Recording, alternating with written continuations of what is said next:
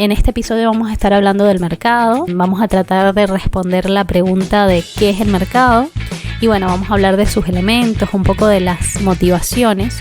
Y vamos a hacer un paseíto por la historia, una historia lejana, para preguntarnos cuáles fueron los orígenes del mercado y del comercio específicamente. Así que los invito a quedarse con nosotros. Si tomas la píldora azul, termina la historia. Despiertas en tu cama y crees lo que tú quieras creer. Con la roja te quedas en el país de las maravillas y te mostraré a dónde llega el agujero del conejo. Bueno, una vez más estamos acá. Un gusto estar contigo, un gusto que nos escuchen. Hoy vamos a estar hablando finalmente del mercado, luego de haber explicado un montón de cosas sobre el Estado, sobre los impuestos, sobre el gasto público, sobre la eficiencia de este. Llegó el turno de explicar y un poco hablar de lo que es realmente el mercado y por qué nos parece que es tan importante. Hola Mariana, es un placer estar con vos de nuevo en un nuevo episodio. Finalmente vamos a hablar del mercado después de un largo andar, después de analizar cómo el Estado de alguna manera interviene sobre nuestra vida y nuestras libertades. Y bueno, de alguna manera la misión en estos podcasts que vienen es tratar de mostrar cómo el mercado se abre paso a pesar de todas las restricciones. Pero bueno, empecemos desde el principio. ¿Qué es el mercado, Mariana? El mercado es un espacio-tiempo. Es un lugar, en un momento específico, donde se juntan oferentes y demandantes. ¿Y qué son oferentes y demandantes? Lo vamos a llevar a la unidad más simple. Un demandante es un individuo, una persona, un alguien que tiene una necesidad o un deseo insatisfecho y va en búsqueda de satisfacer esa necesidad o deseo. Mientras que el oferente es un individuo o una persona o un alguien que tiene la capacidad y la intención de satisfacer esa necesidad que está insatisfecha en el demandante. Entonces, cuando estamos hablando de mercado, estamos hablando inevitablemente de intercambio, de interrelación, y no solo de intercambio de mercancías, sino sobre todo de intercambio de información. Está claro. Ahora, vos sabés que muchos piensan que el mecanismo de intercambio es uno de suma cero, es decir, que uno gana y otro pierde, siempre. Esta es una vieja idea socialista que se remonta a los tiempos de Rousseau. ¿Qué pensás vos al respecto? ¿Cuándo realmente se produce un intercambio? ¿Es verdad que existe una suerte de beneficio mutuo? Bueno, y acá vamos a desgranar otros conceptos. Vamos a ir muy de a poco y de una manera simple para que se entienda porque son muchas cosas asociadas. El punto donde se genera efectivamente el intercambio, que normalmente es conocido como el punto de equilibrio de ese mercado en particular, es también el punto donde la negociación llega a beneficiar a ambas partes, tanto a demandantes como a oferentes. ¿Y qué significa el beneficio mutuo? El beneficio mutuo se genera cuando el precio, que es el valor que espera obtener el oferente por darme ese producto o servicio, es menor o igual al valor que yo le doy al producto, porque solo en ese momento yo accedo a entregar mi dinero a cambio de eso que él me está vendiendo. Entonces, ese punto es el punto en el que ambos obtenemos el mayor beneficio posible. Si yo como demandante no estuviera convencido de que satisfacer mi necesidad o mi deseo tiene un valor superior al dinero que entrego por esa mercancía, no lo pagaría.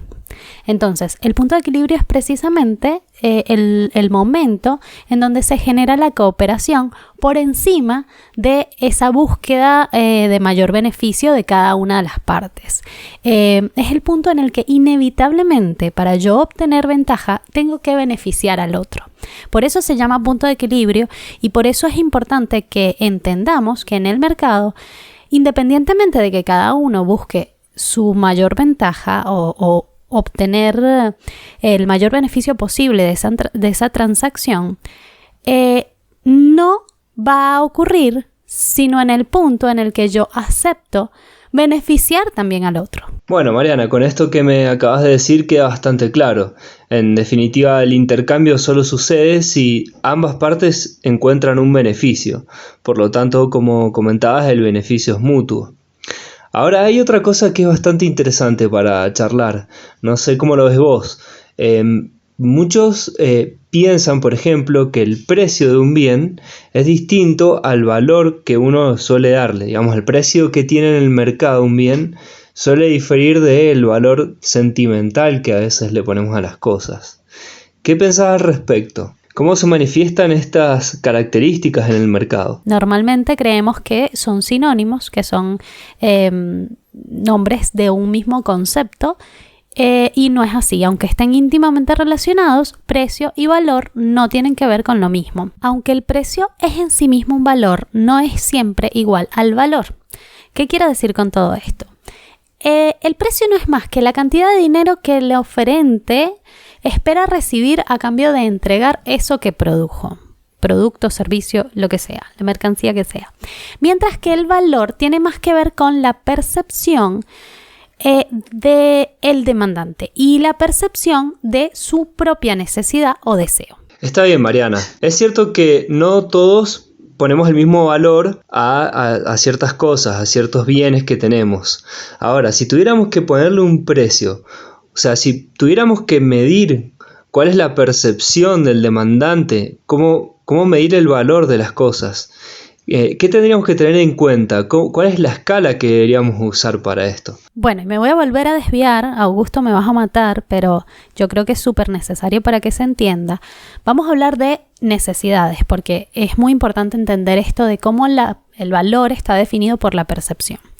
Abraham Maslow, que era psicólogo humanista, definió en su teoría de la motivación que nuestras necesidades están ordenadas en una especie de pirámide.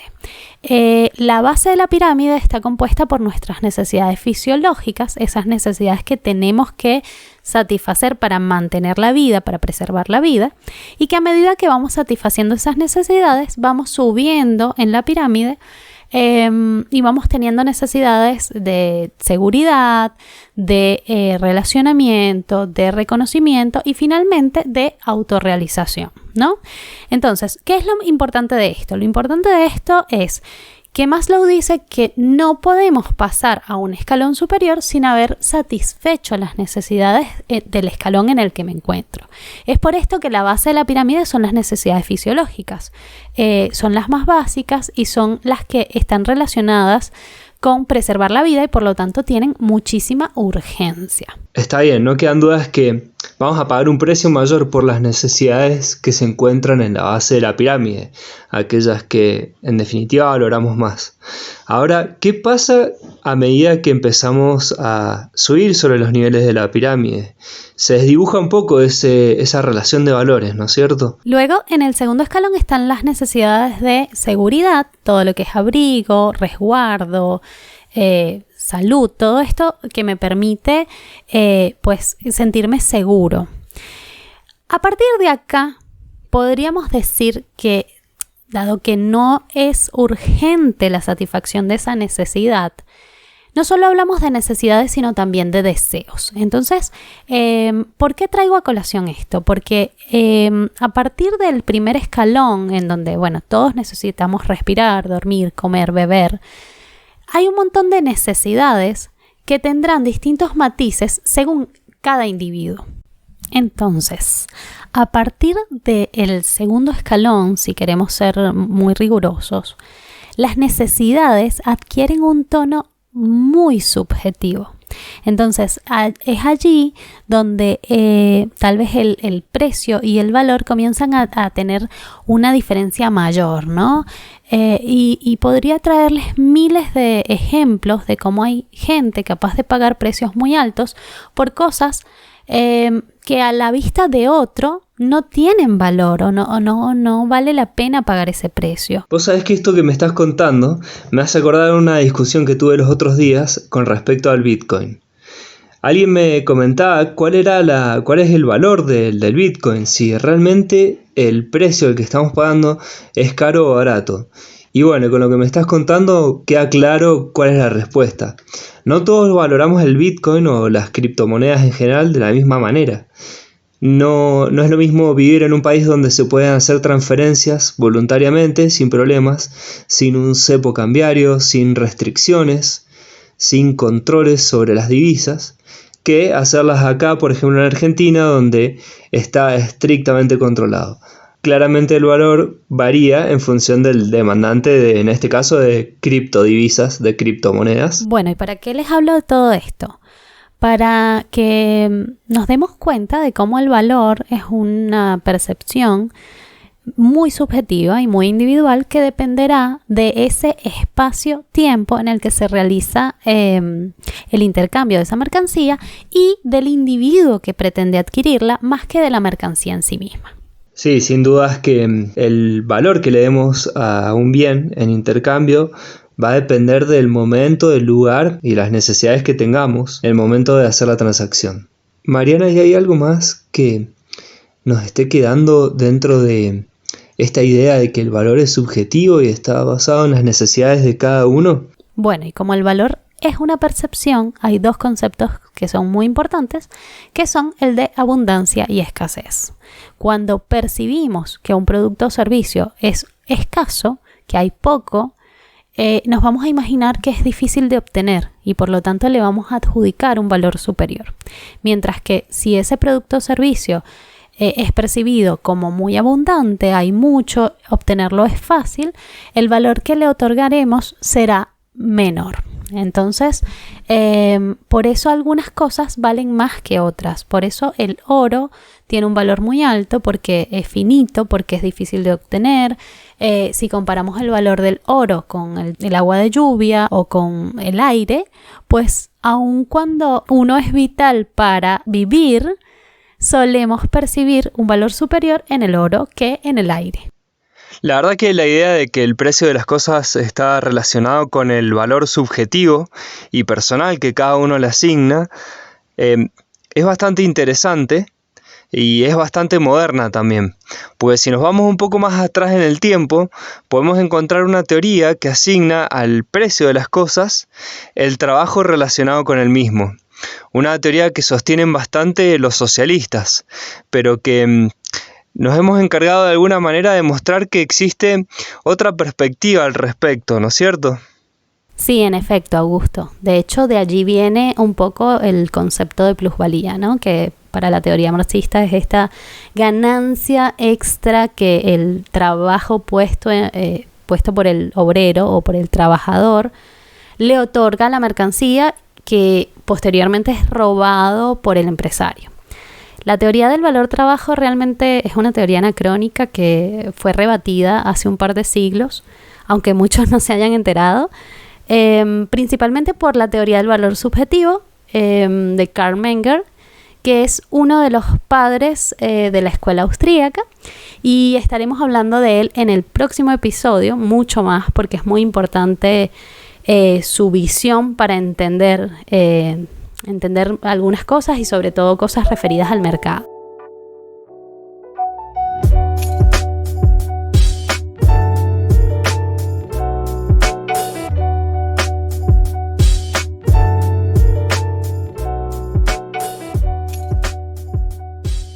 Bueno, Mariana, y está bueno que hayamos hablado de cuáles son los componentes del mercado, de qué es el mercado en sí y todas las características, pero también me parece que está bueno para aprovechar y comentarles a todos, y comentarte a vos también, algo que he estado investigando que es bastante interesante y tiene que ver con los orígenes del mercado. Para hablar de los orígenes del mercado tenemos que remontarnos prácticamente a la época del Neolítico, que para ponerlos en contexto es una época de la historia de la humanidad, de la historia de la Tierra, de alrededor de hace 15.000 años antes de Cristo. Curiosamente en ese momento hubo un proceso de calentamiento global que permitió que tanto la población humana como la de las especies se pudiera multiplicar rápidamente.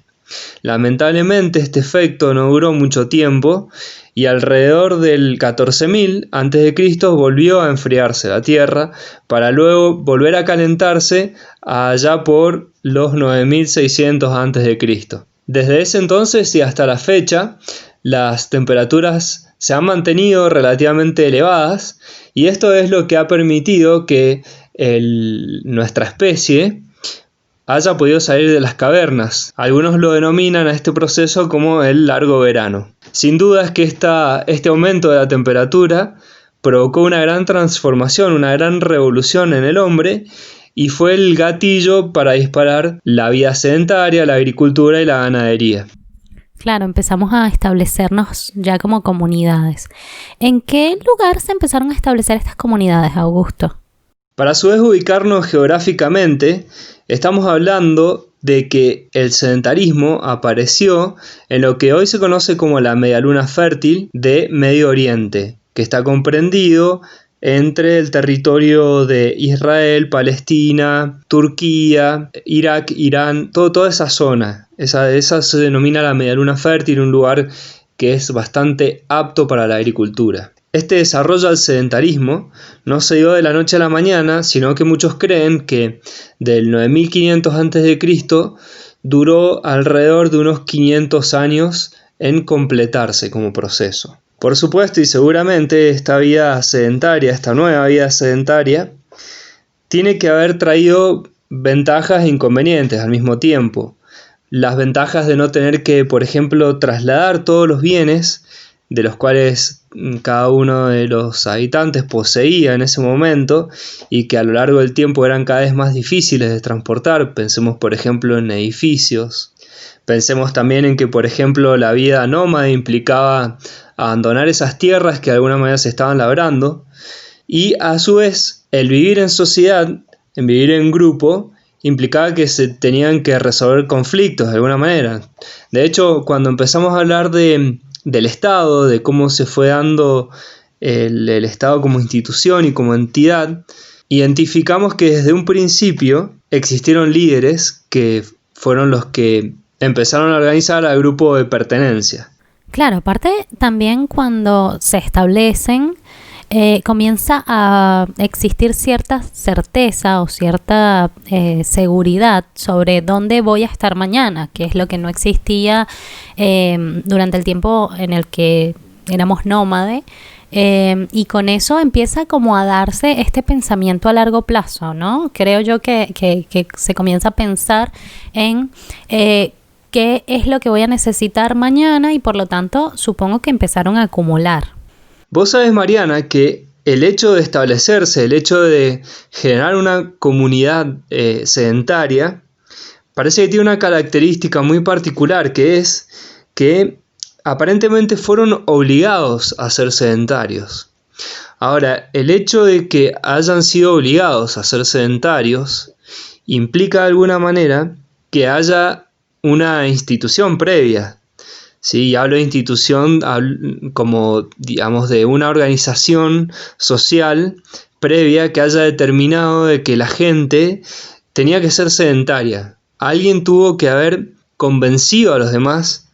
Por lo tanto, al mismo tiempo, se desprende naturalmente que haya existido desde el primer momento una élite política que definiera los derechos de propiedad, que mantuviera el orden y que al mismo tiempo se beneficiara de su estatus de élite.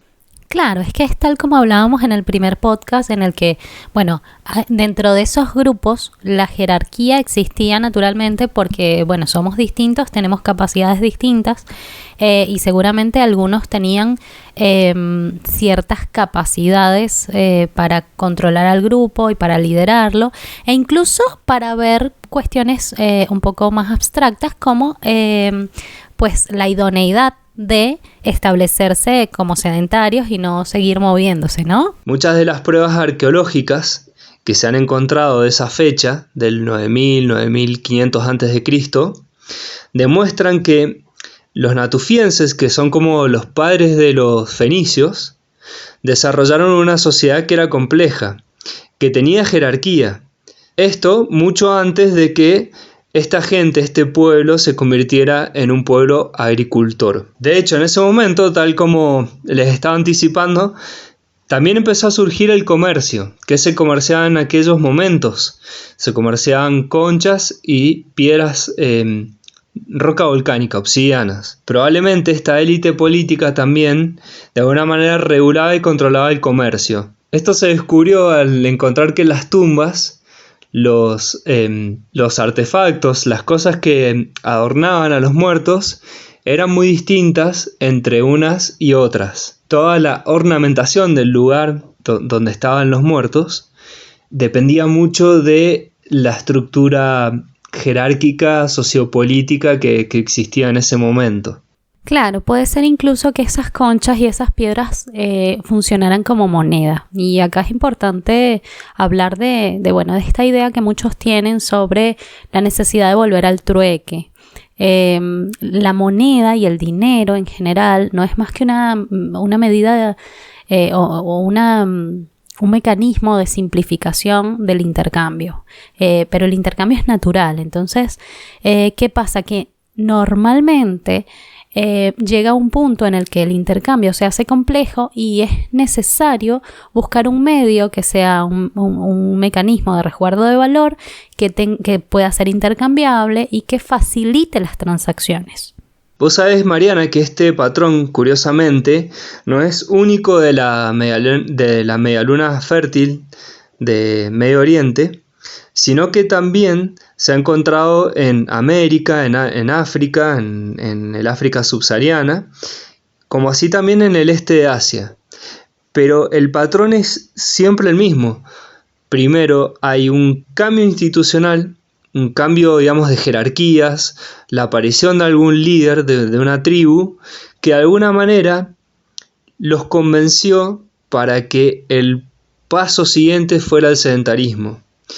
Esta es sin dudas la verdadera revolución neolítica y el antepasado de todo lo que viene después con el mercado. Claro, porque siendo nómade era imposible la existencia de este espacio-tiempo en el que se pudiera comercializar y donde se pudiera dar este encuentro, ¿no?, entre gente que quería intercambiar.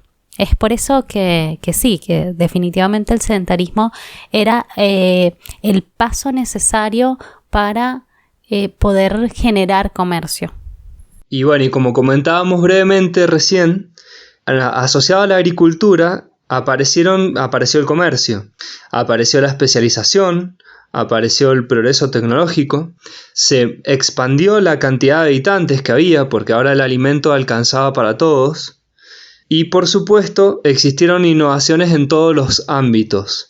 Por lo tanto, si hablamos de mercados, no podemos dejar de hablar del sedentarismo. Todo surgió en el mismo momento.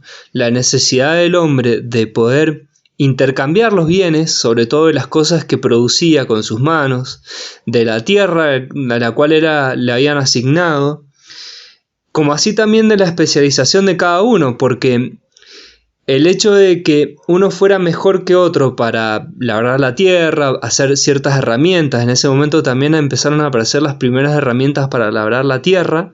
Hay documentos que aparecen después en el tiempo, por ejemplo en Egipto, donde muestran los tipos de segadoras para el trigo que usaban, las herramientas que usaban para arar la tierra, y bueno, hay un sinfín de cosas. Entonces, de alguna manera algunos eran mejores que otros para poder hacer ciertos trabajos y ofrecerle al prójimo los bienes que podían hacer. Y por supuesto otros eran mejor, por ejemplo cultivando, cosechando y demás, eligiendo los mejores granos de trigo, los mejores granos de cebada, dependiendo de dónde estuvieran y bueno, y todo esto. Entonces aparece todo junto. Es interesante, es bastante curioso cómo una cosa se relaciona con la otra.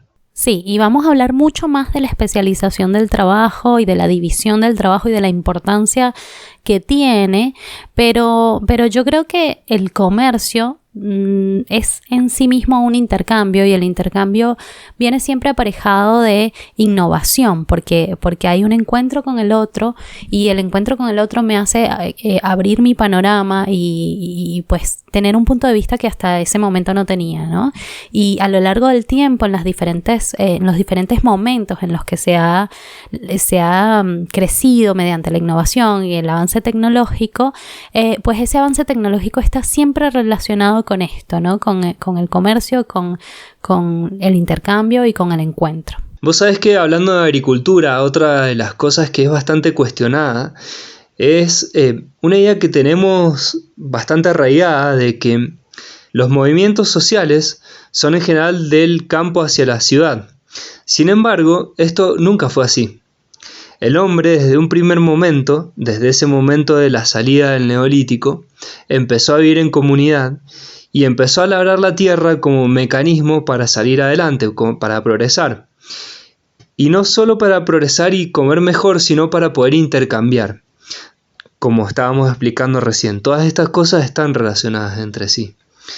Por lo tanto, esta idea de que el movimiento es del campo hacia la ciudad, en realidad no es tan así, sino que de alguna manera el campo es el que le dio el crecimiento a toda esta revolución neolítica en ese momento. Y tal como comentábamos, es esta gente que vivía en la ciudad, gente que podía manipular bien los metales y podía hacer herramientas para labrar la tierra, o gente que directamente se encargaba a elegir los mejores cultivos, los mejores granos, la que también desde un principio vivió en esos pequeños poblados. Sí, tal cual como lo cuentas. Y bueno, por eso es que hablamos de tantas cosas en este podcast, porque el mercado es una entidad compleja que está relacionada con el individuo y con las necesidades y la percepción del individuo. Te voy a contar una cosa que es una nota de color relacionado con esto que dices de la selección de cultivos. Muchas de las frutas que consumimos hoy no eran más que bayas hace millones de años, y esas frutas fueron modificadas, se fueron modificando a través del tiempo, ligando semillas, y han dado paso a las frutas que conocemos hoy. Si quieren investigar más sobre eso, es muy interesante y es muy lindo ver cómo ese gusanito de querer saber más y de querer inventar genera cosas maravillosas. Así es, Mariana, tal cual. Muchos de los granos de cultivo fueron evolucionando a medida que el hombre fue saliendo del Neolítico y adentrándose en una vida mucho más sedentaria. Pero bueno, el tiempo es poco y está por acabarse, así que los esperamos en el próximo para seguir hablando de todo esto. Chao Mariana, chao gente, los esperamos en un próximo episodio con muchas más ideas sobre mercados.